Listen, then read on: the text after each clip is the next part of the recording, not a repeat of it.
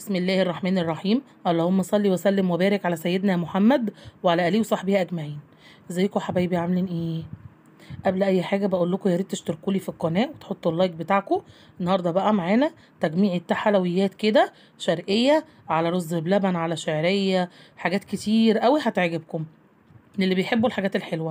ان شاء الله هتعجبكم، ويلا بينا ندخل على الفيديوهات بتاعتنا. معانا 1.5 كيلو من اللبن، كيس مكرونه شعريه، سكر، وسمنه بلدي. ومعانا على النار حله انا مولعه عليها النار عشان تسخن. واول ما تسخن كده انزل بالسمنه بتاعتنا.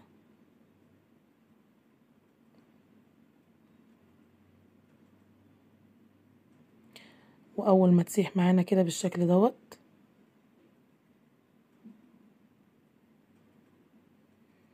انزل بالمكرونه الشعريه،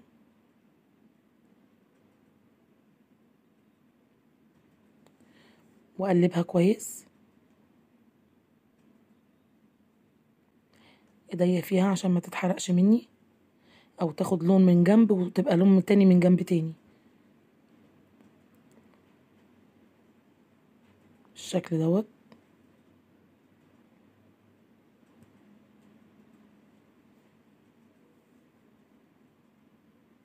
هنا عقبال ما تتحمر معانا افضي اللبن في قلب بوله غويطه وانزل عليها بالسكر. السكر ده على حسب رغبتك انتي.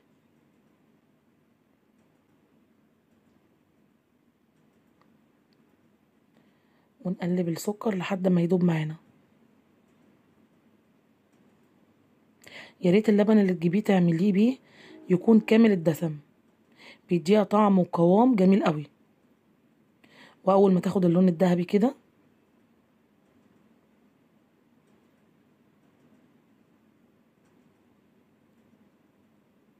افضل اقلب في السكر وانزل باللبن لحد ما السكر احس ان هو داب كله.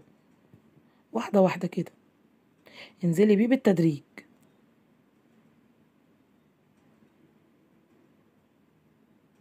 بالشكل دوت كله داب. تقلبيها بقى، طعمها جميل وبتدفي والعيال كلها بيحبوها. اهو بصي اللبن وهو بيغلي،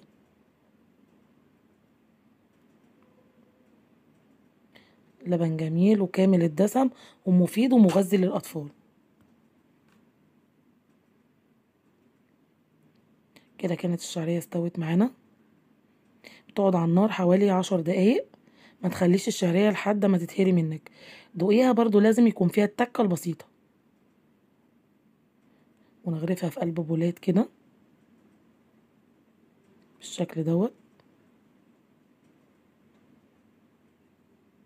حطي عليها زبيب وجوز هند او مكسرات، تاكليها ساده كده، جميله ومفيده وبتدفي في الشتاء بالشكل دوت. وتاكلي احلى شعريه باللبن. وده شكلها اهوت.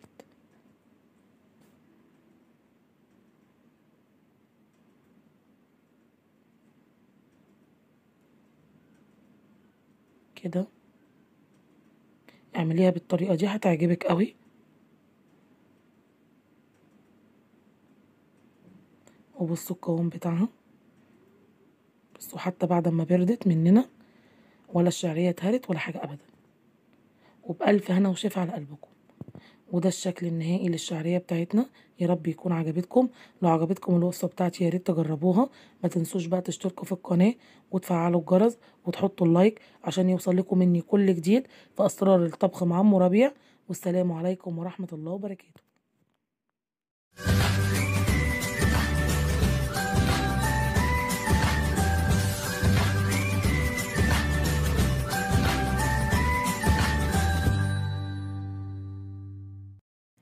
بسم الله الرحمن الرحيم. اللهم صل وسلم وبارك على سيدنا محمد وعلى اله وصحبه اجمعين.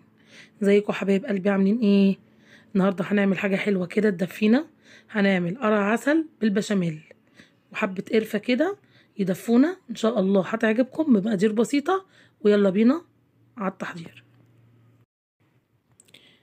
معايا دي نص واحده قرع عسل، كنت مقطعاها كده ومخرطاها وحطاها في الفريزر، مفرزاها يعني. كيلو لبن، كوباية سكر، 3 معالق دقيق، 3 معالق سمنة أو زبدة، ومعلقة قرفة. يلا نسمي الله ونحضر الأكلة بتاعتنا. معايا حلة سخنة على النار، هنزل بالقرع بتاعنا، قرع العسل دوت، عليها نص كوباية السكر اللي انتوا شفتوها دي، نصها بالظبط.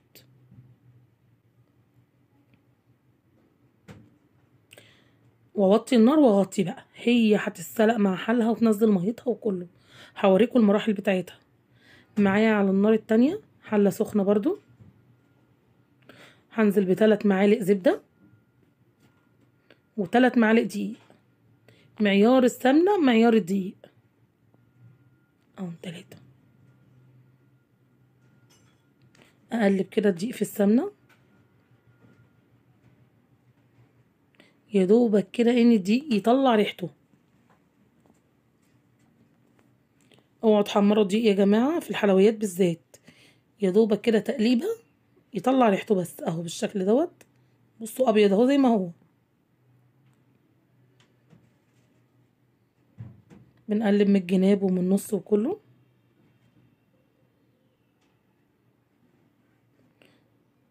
وانزل بقى باللبن بتاعنا،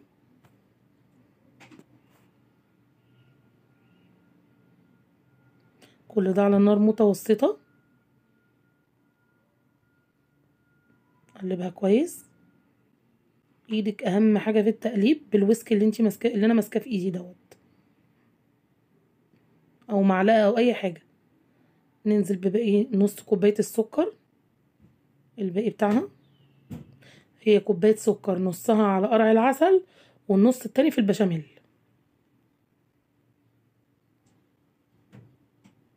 اهي. ونص معلقة قرفة صغيرة، بتحبي القرفة حطيها، بس هي بتديله طعم جميل قوي. لو مش بتحبيها استغني عنها، مفيش مشكلة.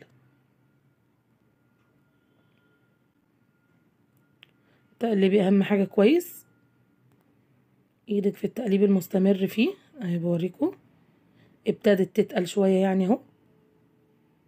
كل ده على نار متوسطة يا جماعة.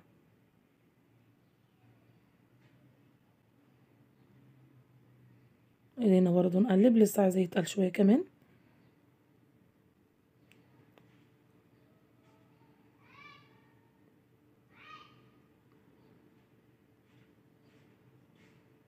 اهو ابتدى يتقل، بوريكم اهوت.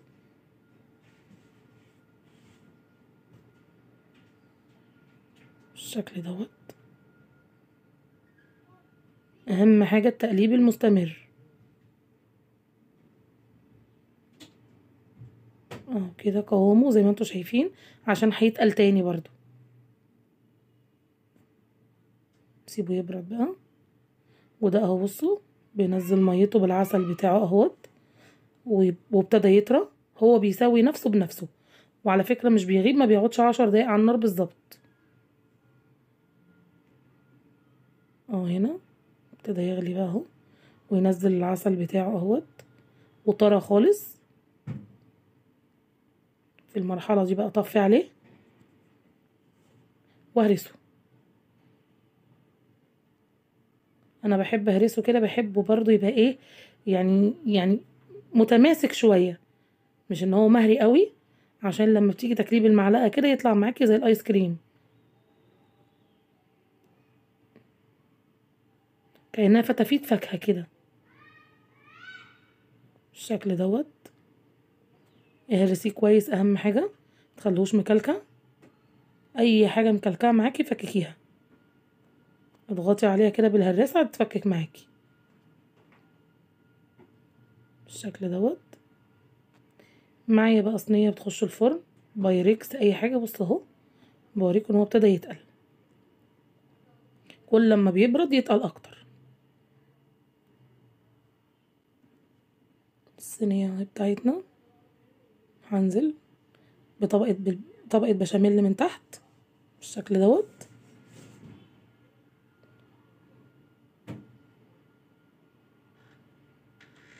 اهي طبقة كده سميكة شوية محترمة، وانزل بالقرع بتاعنا اوزعه بقى في الصينية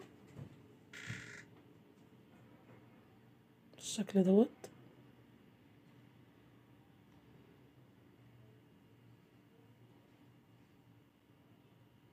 اهيت جربوه بالطريقة دي هيعجبكم قوي قوي يا جماعة، طعمه تحفة تحفة تحفة. انا اول مرة اجربه بصراحة عجبني جدا.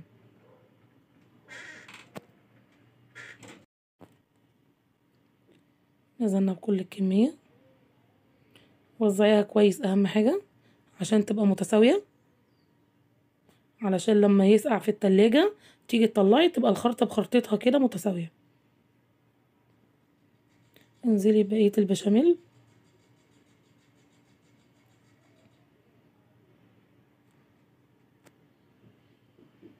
بالشكل دوت. سويناها، ودي قرفة برضو فوق الوش كده بتديله طعم جنان تحفة قوي يا جماعة، هيعجبكم قوي قوي. جربوها على ضمانتي انا والله. برضو مش بتحبي القرفة ما تحطيش، بس بتديله طعم جميل قوي. وفي الرف الاوسط على درجة حرارة 180 بيقعد حوالي 10 دقايق. اهي ولعت عليه الشواية حوالي 3 دقايق برضو، وطلع لنا بالشكل دوت. بصوا عشان لسه سخن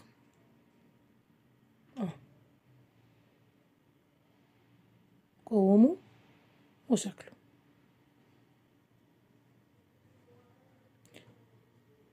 على فكرة هو بيتاكل ساقع وهو في التلاجة، حباه سخن كليه مش هيقول لأ يعني، بس هو أطعم وألذ لما يتحط في التلاجة. وده شكله بصوا، وده الشكل النهائي بتاع الأكل بتاعنا. يا رب يكون عجبكم، ولو عجبتكم الوصفة بتاعتي يا ريت تجربوها. ما تنسوش بقى تشتركوا في القناة وتحطوا اللايك وتفعلوا الجرس عشان يوصل لكم مني كل جديد في أسرار الطبخ مع أم ربيع. والسلام عليكم ورحمة الله وبركاته.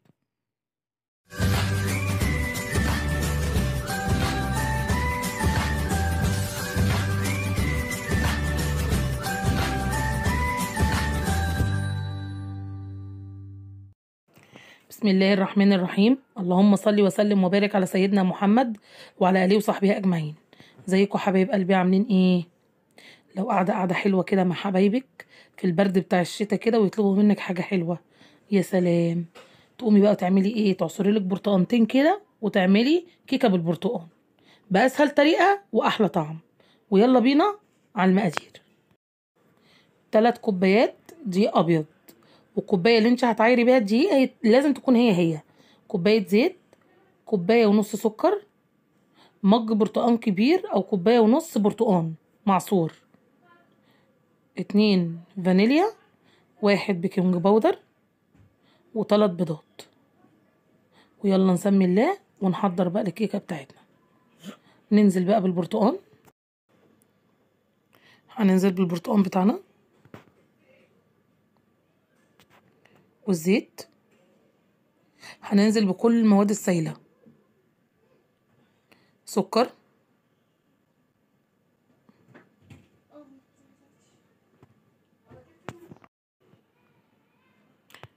وال2 فانيليا. كل المواد دي اللي بننزل بيها في الخلاط.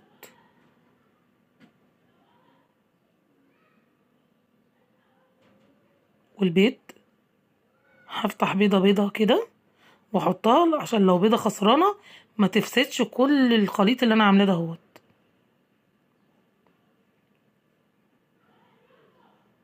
اتنين كده، وادي البيضة التالتة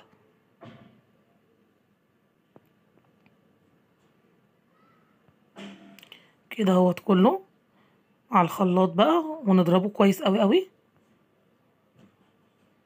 بالشكل دوت.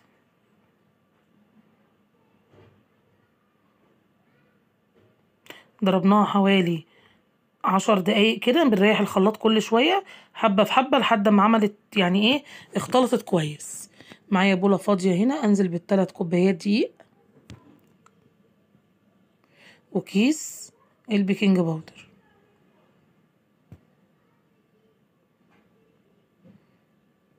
دي المواد الجافه. هنا بقى نسيت اقول لكم نحطوا ايه، معلقه خل،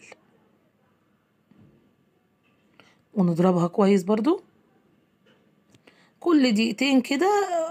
اضربها في الخلاط كويس، اشغل الخلاط حوالي 10 دقايق اتضربت، بس بريح الخلاط فيهم. 3 كوبايات دي عليهم باكل بيكنج باودر، انزل بقى عليهم بالخليط اللي في الخلاط دوت، والويسك اللي في ايدي دوت مضرب. يعني معاكي اي حاجه ايدك استخدميها، اي حاجه معاكي، معلقه، اي حاجه، المهم ان الخليط ده كله يختلط ببعضه كويس. بصوا كله كده، تفضلي تضربي فيه اكتر، يعني 10 دقايق واكتر كمان، تضربي كويس قوي وتريحي ايدك وترجعي تاني. بصوا القوام بتاعه عامل ازاي، امشي على المقادير بالظبط هتطلعي صينية كيكة تحفة، هتشوفوها دلوقتي معايا.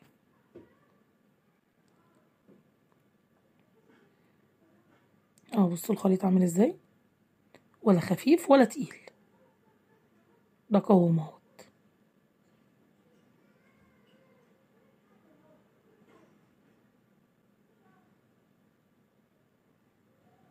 بالشكل دوت. انا بوريكم بالظبط عشان تبقوا عارفين الطريقة مظبوطة ازاي. معايا صينية مقاس 30 دي، هنزل بقى في الأرضية بحبة زيت، اوزع كويس الزيت، توزعيه كويس، اهم حاجة من جنابه كله بالشكل دوت. بصوا الخليط بوريكم قوامه عامل ازاي. ترفعي بقى ايدك لفوق كده عشان تاخد هوا وتعلى معاكي، وتنزلي بكل الخليط اللي معاكي دوت. نسيت اقول لكم ان قبل ما اعمل اي حاجه في الكيكه، انا مولعه الفرن على اعلى درجه حراره عندي اللي هي 280. قبل اي حاجه، قبل ما المس اي حاجه او احضر حتى، ولعت الفرن اهو. تهزيها كويس، تخبطيها كده وتسويها، وفي الرف الاوسط اول ما تتحط بقى توطي درجه الحراره على 180 بالظبط. اهي قعدت حوالي ساعه الا ربع. سيبوا اوريها لكم ان هي استوت اهي. حطي السكينه، خله، اي حاجه. هنا هي كانت استوت، قعدت حوالي ساعه الا ربع في الفرن اهو. بصوا شكلها عامل ازاي. استنيت تهدى كده حوالي 10 دقايق، وابتديت اقطع بقى عشان اوريكم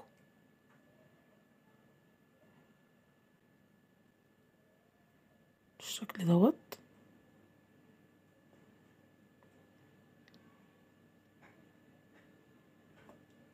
بصوا كيكه مش مستحمله،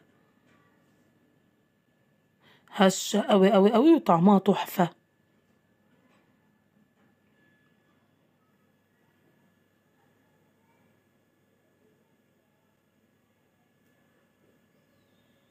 بصوا شكلها، بصوا العلو بتاعها قد ايه، كأنها كيكه اسفنجيه بالظبط، طعم وريحه ولون وشكل مهما اقول لكم. بصوا بقول لكم اسفنجيه ازاي، طريه ازاي، تحفه تحفه تحفه.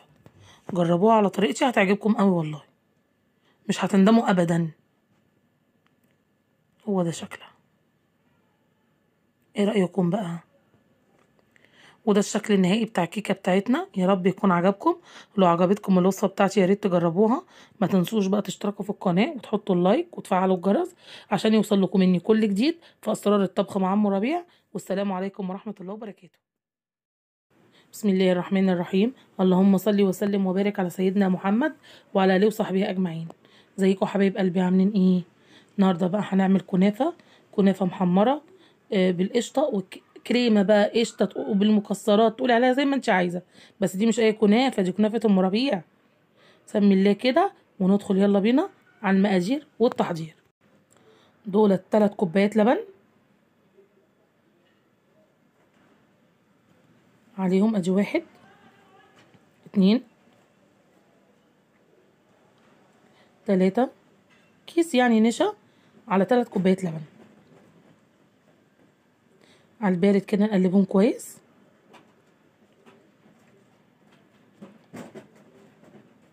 بالشكل ده اهوت، ايدينا التقليب المستمر فيه عشان ما يكلكعش. نحط بقى حوالي معلقتين سكر بالشكل دوت برضو، ونقلبهم بقى كويس مع بعض، ايدينا التقليب المستمر وهم على النار. اهو هيبتدي يتقل معانا.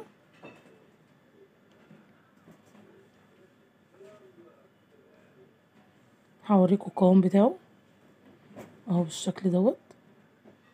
اول ما يبتدي يتقل معانا اطفي النار بقى واسيبه يبرد.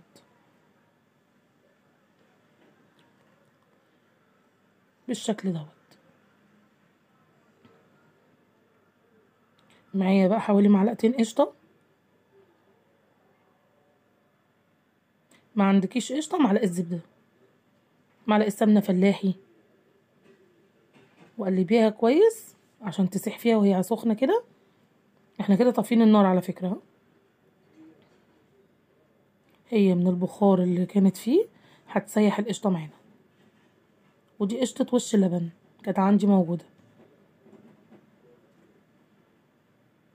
هي كلها ساحت في بعض كده، تديها طعم وقوام رهيب. اهي بقت بالشكل ده اهوت. هحطها بقى على جنب تبرد، وقبل ما نشوف الكنافه. الكنافه دي كانت معايا في الفريزر بس ما اتجمدتش قوي. هنبتدي نقطعها حتت كده، مش جايه معاكي بالسكينه في الكبه او بالمقص، قطعيها كده تفرفتيها لحد ما بقت بالشكل ده اهوت كده كلها مفرفطه. معايا حله سخنه على النار، هنزل بمعلقتين زبده،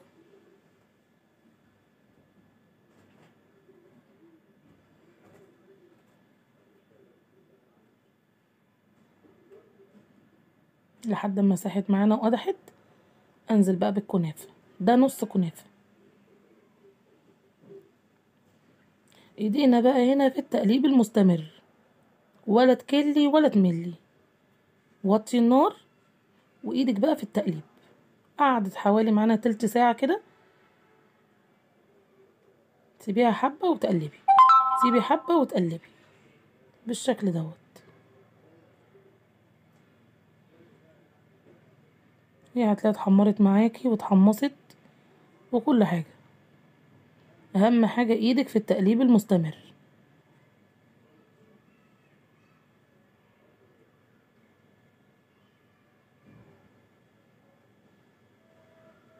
هنا بقى وهي داخله على الحمار، هقول لكم بقى السر بيخليها مقرمشه لاخر حته.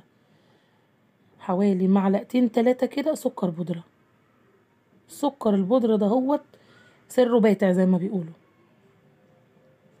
بيخليها محتفظه بالقرمشه بتاعتها وبيكرملها كمان، بيساعد على ان هي تحمر. بس ما تحطوش في الاول يا جماعه عشان ما يسيحش على طول، حطوه وهي داخله في الحمار كده. اهي بالشكل دوت كده. بصوا لونها بقى، ايدك في التقليب بصوا لونها تحفه، لونها الجولد اللي هو الغامق الحلو. حطها بقى في طبق عشان تبرد. وهنا ده كان برد معانا. بصوا القوام بتاعه في تكتلات، فكيه باي حاجه عندك، بمعلقه بالمضرب باي حاجه. وده صوص شوكولاته. وهنوريكم بقى نحضر الطبق ازاي. بنحط في ارضيه الطبق كده حبه من الكنافه،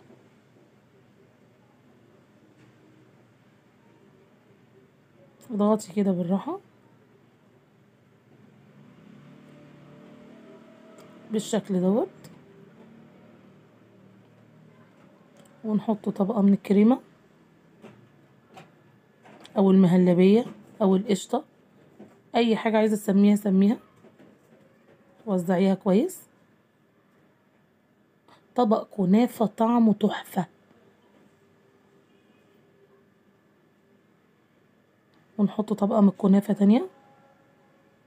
طبعا الطبق ده بره بالشيء الفلاني يعني في المحلات، انتي بنص كنافة وكل مقاديرك في البيت هتعمليها بأقل التكاليف.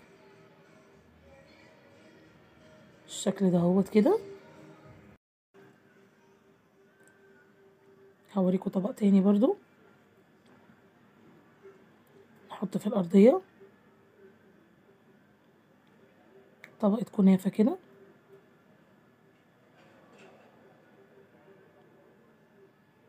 وطبقة قشطة معانا أو كريمة. على فكرة هنا كانت بردت طعمها تحفة قوي، اوعوا تحطوها سخنة عشان ما تطريش الكنافة. ده تاني سر ان الكنافة تفضل مقرمشة. اول سبب السكر البودر، تاني سبب ان انتوا ما تحطوش المهلبية سخنة، لازم تكون بردت. اضغطي كده بظهر المعلقة. اقول لكم بقى هنا هخلص الكمية كلها وارجع لكم تاني اوريكم. كده اهو خلصنا الكمية. نزين بقى. عندي لوز وبندق، عندك عين جمل، زبيب وجوز هند، اللي تحبيه حطيه، اللي عندك متوفر حطيه. بس جربوها يا جماعة هتعجبكم قوي والله. وهنا ده صوص شوكولاتة عندي.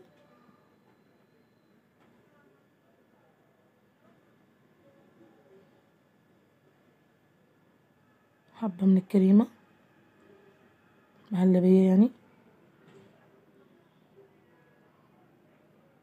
في النص كده، اي حاجة زيني بيها.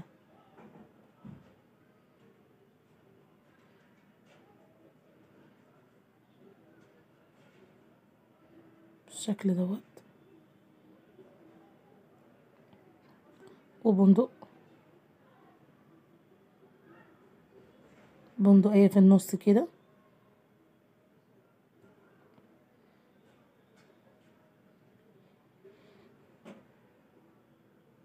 ايه رأيكم بقى في الكنافة نافة ده ولا لأ؟ حطي اللايك بقى. وده شكلها اهوت.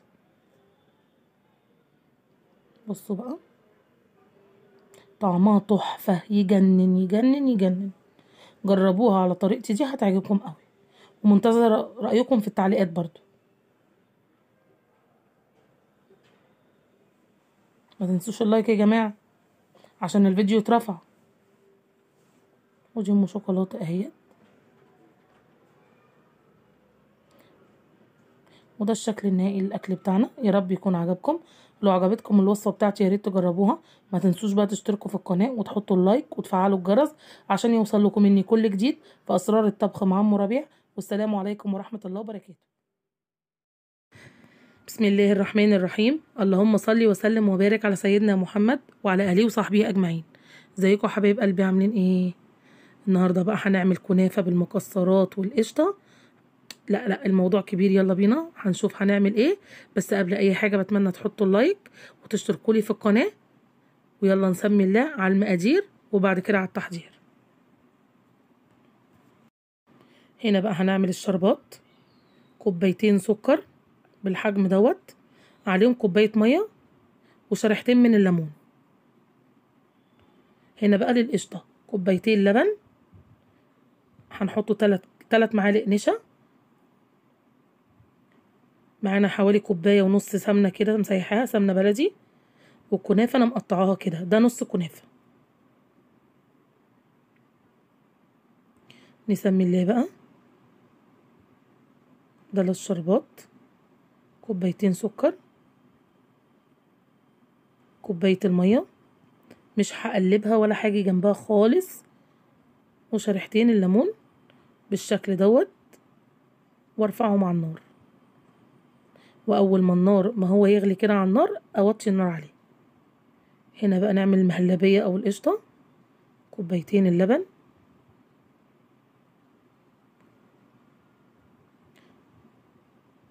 معلقة نشا 2.5، معلقتين ونص نشا عليهم معلقة ونص سكر. نقلبهم بقى على النار، ايدينا بقى في التقليب.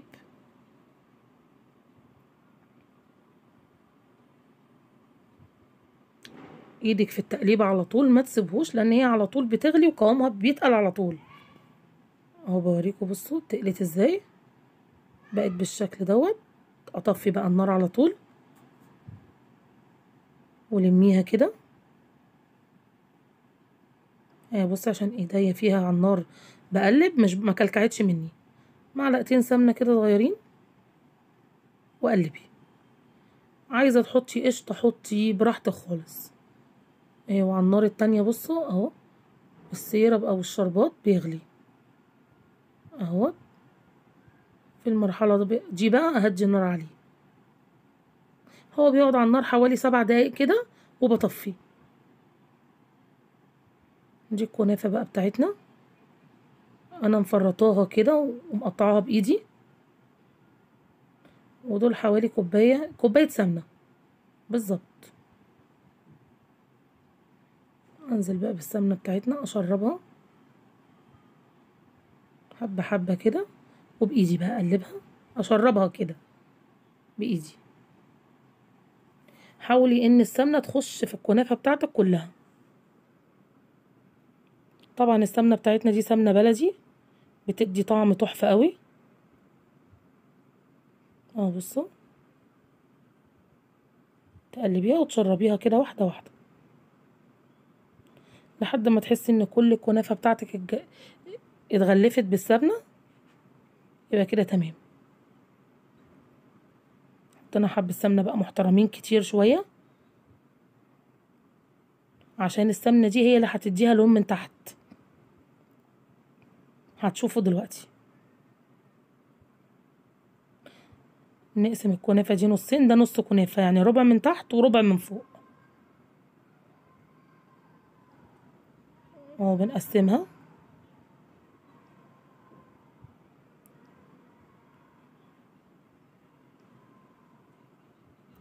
افرزيها بقى على كل الصينيه وتكبسي بقى. اكبسي بايدك كده، ضغط جامد ضغط جامد قوي قوي. انا بس الاول بسويها وهتشوفوا دلوقتي بقى ايه اهو. دي هراسه بطبق بصينيه اصغر باي حاجه، المهم ان انتي تكبسيها جامد قوي.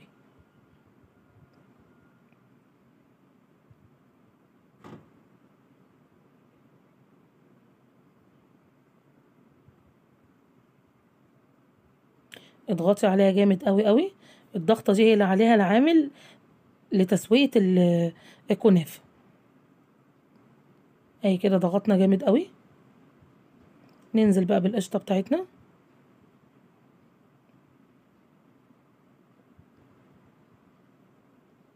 بصوا حتى بعد ما برد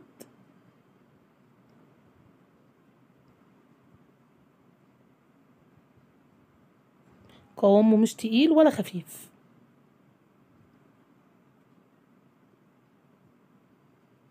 بس تحاولي تساوي كده.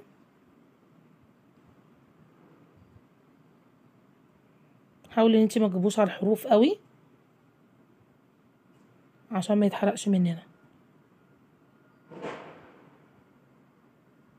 بالشكل دوت. وننزل بقى بالنص التاني من الكنافه، نص الكميه يعني. ده نص كنافه قسمته ربع من تحت، نصه من تحت ونص من فوق، يعني ربع كيلو من تحت وربع كيلو من فوق، علشان ايه اللي هيسألني على المقادير يبقى عارف ايه بالظبط. سويها بقى، اضغطي عليها بايدك دي واحده واحده كده. طبعا مش هينفع نكبس بالهراسه، بايدينا كده بنساوي على قد ما تقدري تساوي. وطبعا قبل كل ده انا فاتحه النار على الفرن على اعلى درجه حراره عندي. حب السمنه كده من فوق الوش لتعزيز اللون برضو.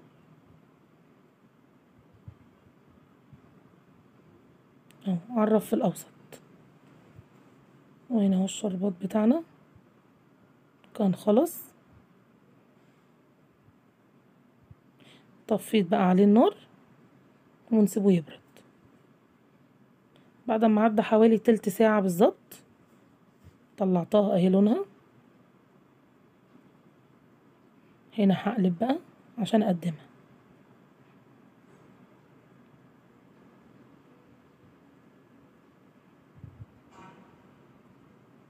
بصوا بقى لونها وشكلها تحفة يا جماعة. بصوا اللون. هنا بقى الليمون ده هرميه واسقيها بقى بالشربات بتاعها العسل. بصوا قوام العسل بقى بتاعها عامل ازاي. امشوا على المقادير بالظبط هتطلع معاكم مظبوطة قوي. وبألف هنا وشفا على قلبكم. نسيبها بقى ايه تشرب الشربات بتاعها. هنا عندي حبة مكسرات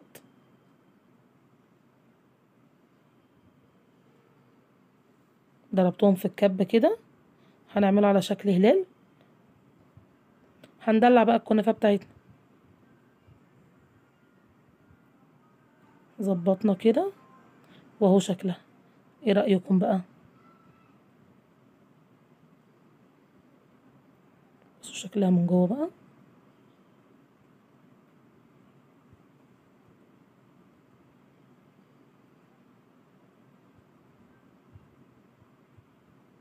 بصوا شكلها ولونها وطعمها تحفة.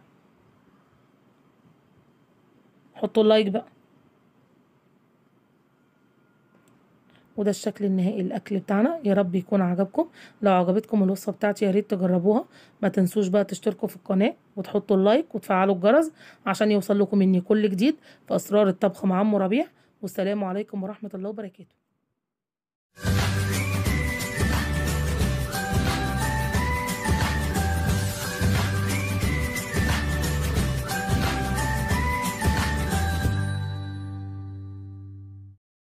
بسم الله الرحمن الرحيم. اللهم صل وسلم وبارك على سيدنا محمد وعلى اله وصحبه اجمعين. ازيكم حبايب قلبي عاملين ايه؟ النهارده معانا كيكه سهله وبسيطه وان شاء الله هتعجبكم. يلا بينا نشوف هنعمل ايه. يلا بينا نسمي الله ونخش على المقادير.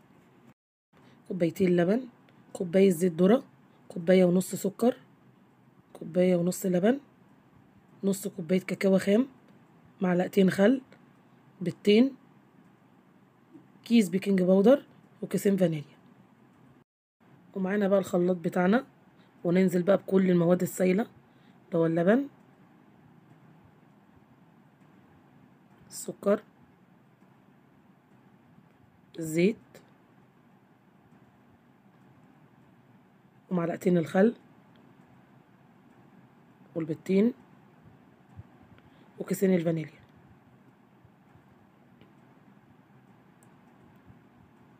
نخلطهم بقى كلهم في الخلاط كويس قوي لحد ما كلهم يتجانسوا مع بعض. اضربي بس اهم حاجة كويس في الخلاط. وهنا هنمنخل الدقيق بتاعنا اهو. نزلنا بكل كمية الدقيق اللي معانا. هنخله كويس. في اي تكتلات هتفك اهو. والكاكاو برضو منخليها اهو. بصي التكتلات دي كلها همسك معلقة دلوقتي وهفككها بايدي كده اهو. كله هينزل. والبيكنج باودر كله كده. وننزل بقى بالسائل اللي معانا في الخلاط برضو صفناه. وقلبي بقى كويس قوي قوي من فوق لتحت وتحت لفوق وكله اي مضرب. حتى لو عندك مضرب كهرباء ماشي، بايدك ماشي، بالمضرب اليدوي كده زي ماشي، اي حاجه، لحد ما بقى الخليط كده تجانس. معانا صينيه،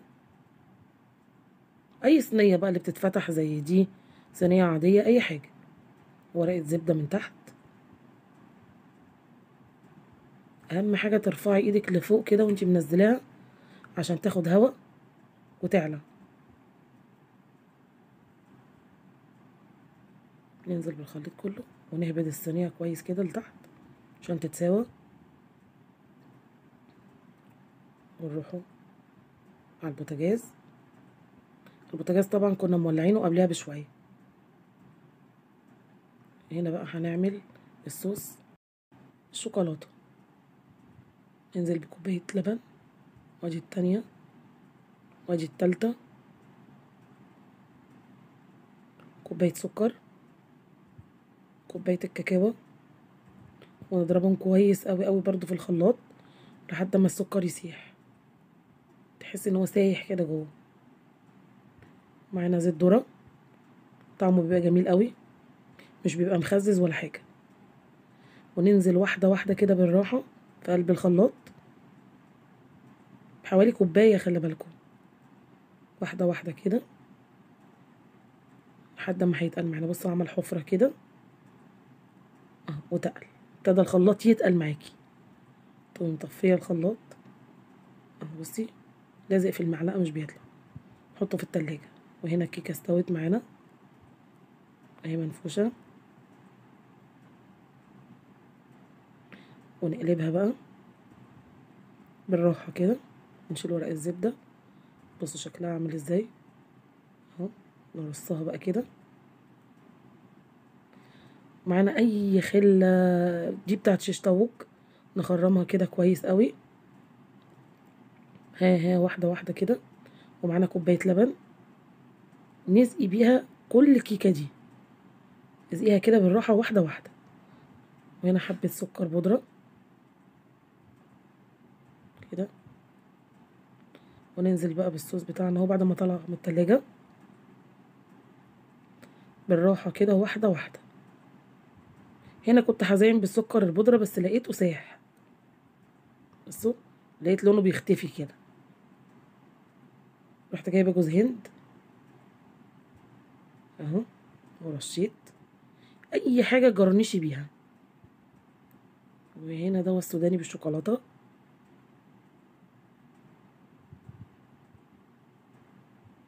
اي حاجه للتزيين براحتك بقى. وده شيكوبون اهو كده.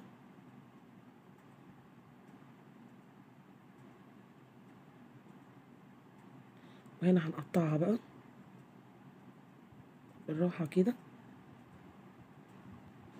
قطعها مثلثات كده كده.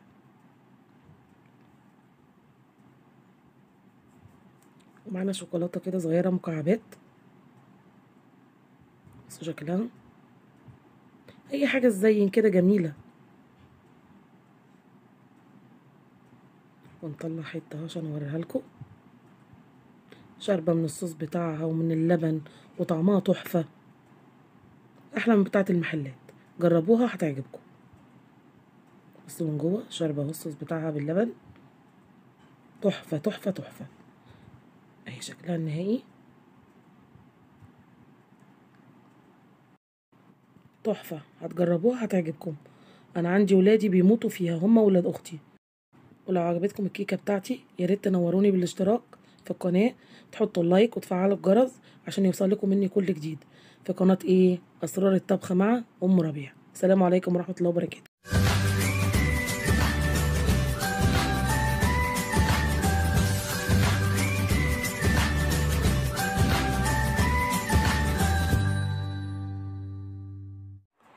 بسم الله الرحمن الرحيم.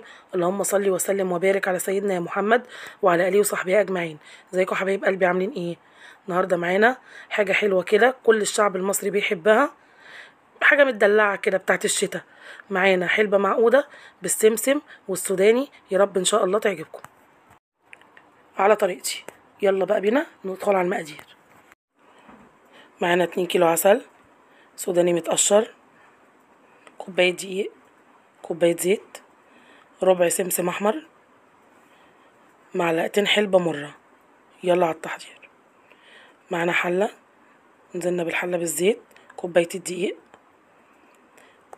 نشوح بس الدقيق ما نحمرهوش، شوحيه تشويحة خفيفة لمدة دقيقة ونص كده، يبقى كده.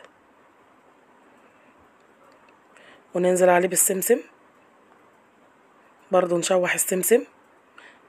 اهم حاجة ايدك في التقليب على طول علشان الحاجة ما تتحرقش. ايوه كده. وننزل بالسوداني، وهنا بقى نفضل نشوح بتاع دقيقتين 3 كده، نشوح كويس لحد ما ريحة الحاجة تطلع. ايدك في التقليب على طول عشان الحاجة ما تتحرقش. ايوه كده كده اهو، لحد ما يبقى لونه كده. ننزل بقى بال2 كيلو عسل ونقلب، نقلب كويس بس عشان خاطر الدقيق ما يكلكعش مع العسل، ونسيبها لحد ما تغلي ونرجع. اهي كده غليت، يغلي كده غلوتين 3 لحد ما تحسي ان هو مش تقل، تحسي ان هو داخل في ان هو يتقل سنه او يشكشك كده اهو. بصي قوامه بيبقى خفيف برضو. طفي، وبعد ما نطفي عليه ننزل بمعلقتين حلبة من المرة، معلقتين بس ما تكتريش، ونقلب كويس. بصي هو متهيألكوا ان هي خفيفة، بس هي لما بتبرد بتتقل. اهي هنا تقلت سنة صغيرة، سيبها تبرد ونرجع تاني. هنا بقى اهو بعد ما بردت اهي قوامها. نعبيها بقى في البراطيم اللي عندنا، اطباق، علبة، اي حاجة عندك عبي فيها. انا عبيت في برطمان وطبق اه. وادي شكل البرطمان، طبق. بصوا شكلها عامل ازاي، ولا طعمها بقى ما اقولكوش. وده الشكل النهائي للحلبة بتاعتنا اهيت. يا رب تكون عجبتكم، ولو عجبتكم الوصفة بتاعتي يا ريت تجربوها على طريقتي. ما تنسوش بقى الاشتراك في القناة، تحطوا اللايك وتفعلوا الجرس عشان يوصل لكم مني كل جديد في اسرار الطبخ مع ام ربيع. السلام عليكم ورحمة الله وبركاته.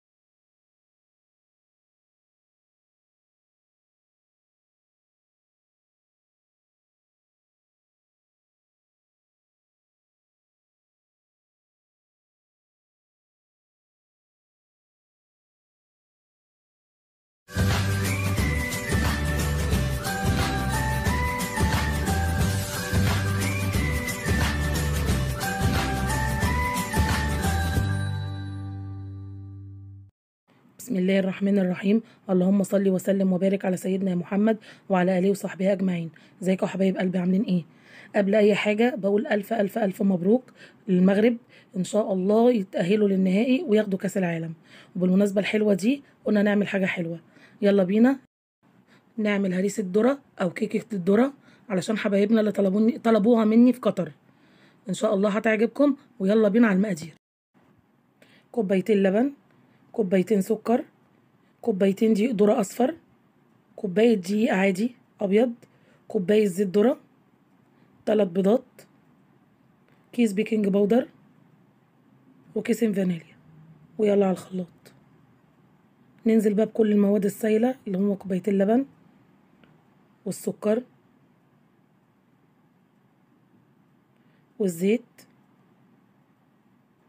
والبيض والفانيليا، ونضربهم ضرب كويس قوي قوي قوي لحد ما نحس ان السكر كده داب. هنا بقى نجيب بوله ننزل بيها في المواد الجافه، دقيق الذره والدقيق الابيض وكيس بيكنج باودر، ونمنخلهم بقى كويس قوي علشان بيبقى فيه اي شوائب تطلع فيها، عشان دقيق الذره يبقى ناعم ما يعملش في السنين كده.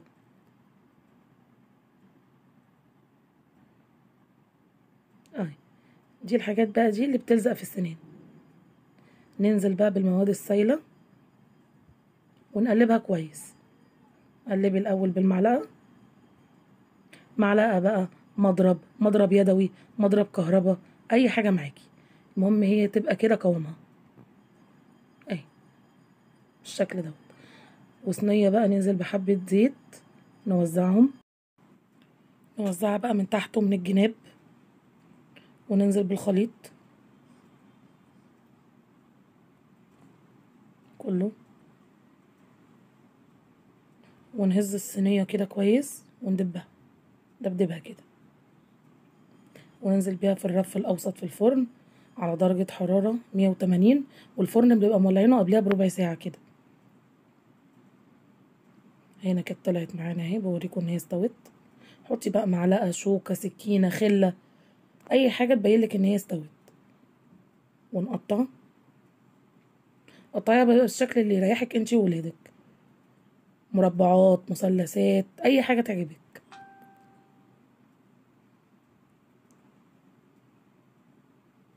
بالشكل دوت. انا قطعتها مربعات اهي طلعت، بصوا شكلها ولا طعمها بقى، جربوها ان شاء الله هتعجبكم كده. ورصيتها وهو ده شكلها من جوه ومن بره، ده اللون الذهبي، وده الشكل النهائي بتاعها اهوت بالشكل دوت. وتقدميها، وده الشكل النهائي لهريسة الذرة بتاعتنا. يا رب تكون عجبتكم، ولو عجبتكم الوصفة بتاعتي يا ريت تجربوها. ما تنسوش بقى تشتركوا في القناة وتفعلوا الجرس وتحطوا اللايك عشان يوصل لكم مني كل جديد. والسلام عليكم ورحمة الله وبركاته.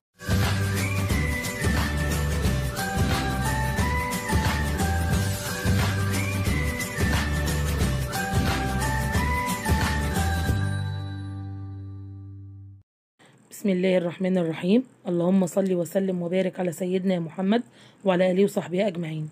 ازيكم حبايب قلبي، عاملين ايه؟ النهارده معانا كده حاجه حلوه كلنا بنحبها. معانا رز بلبن كريمي، هنعمله بالمكسرات وبالزبيب وجوز الهند، وان شاء الله هيعجبكم. ويلا بينا على المقادير.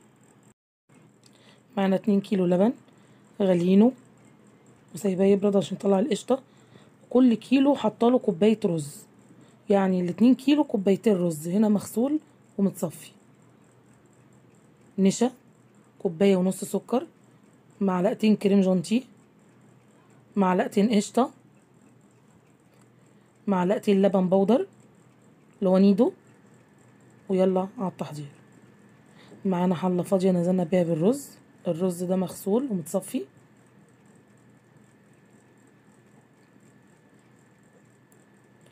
كوبايتين الرز دول هنحط عليهم كوبايتين ميه وكوبايه لبن،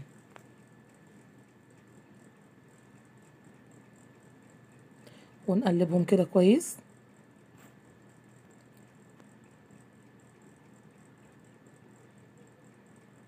واسيبه شويه كده على النار يتشرب، واوطي عليه كاني بسوي الرز.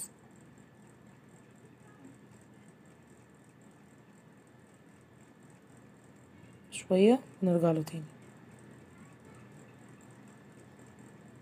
كده. اهو استوى، انا سبته بقى يبرد. بعد ما استوى اهو كده تحسي ان هو استوى قوي. انا عايزاه مستوي قوي بالزياده عشان يطلع كريمي معانا وحلو. شارب الميه واللبن اهوت، مستوي قوي. كل المتكتل ده ما تخافيش هيفك منك دلوقتي. حطينا كميه اللبن معانا اللي هي 2 كيلو لبن، وبنفككه باي معلقه معاكي، مضرب، اي حاجه. هو مجرد ان هو يسخن هيفك معاكي. نقلب كده كويس.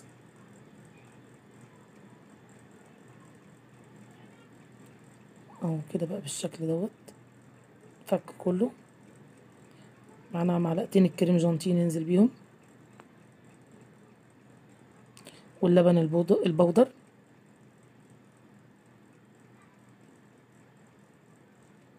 كوباية ونص سكر. والتحلية دي على حسب رغبتك برضو، لو محتاجة سكر اكتر حطي، بس هما كوباية ونص سكر كانوا كويسين اوي فيهم. ونقلبهم كويس لحد ما السكر يدوب. ننزل بالقشطة ونقلب برضو لحد ما القشطة تدوب.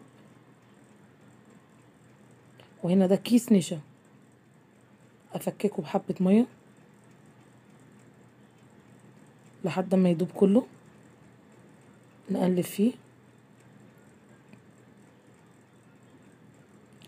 واول ما يبتدي اللبن يغلي بقى في الرز غلوتين كده بالشكل دوت،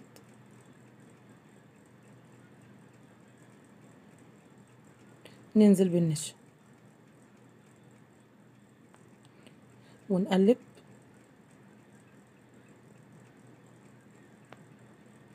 هتحسي ان كل الخليط بقى ابتدى يتماسك،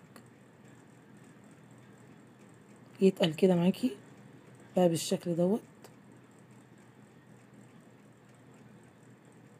اهو. شارب من اللبن بتاعه كله، كريمي وجميل وشارب من كل حاجة فيه. نعبيه بقى في الأطباق بتاعتنا، وانتي بتعبي تقلبي وتحطي في الطبق بالشكل دوت. بصوا شكله كريمي وجميل وطعمه تحفة.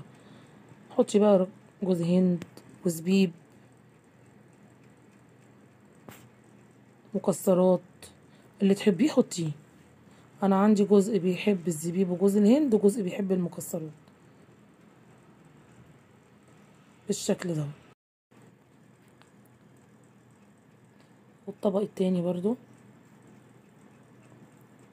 كده بالشكل دوت.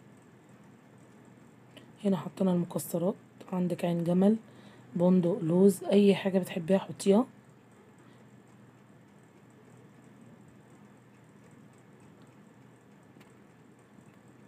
والاتنين كيلو لبن طلعولي الكمية ديت. بص شكله كريمي وجميل وزي بتاع المحلات بالظبط. جربوه بالطريقة بتاعتي دي هيعجبكم قوي. وده الشكل النهائي للوصفة بتاعتنا، يا رب يكون عجبتكم. لو عجبتكم الوصفة بتاعتي يا ريت تجربوها. ما تنسوش بقى تشتركوا في القناة وتفعلوا الجرس وتحطوا اللايك عشان يوصل لكم مني كل جديد في اسرار الطبخ مع ام ربيع. والسلام عليكم ورحمة الله وبركاته.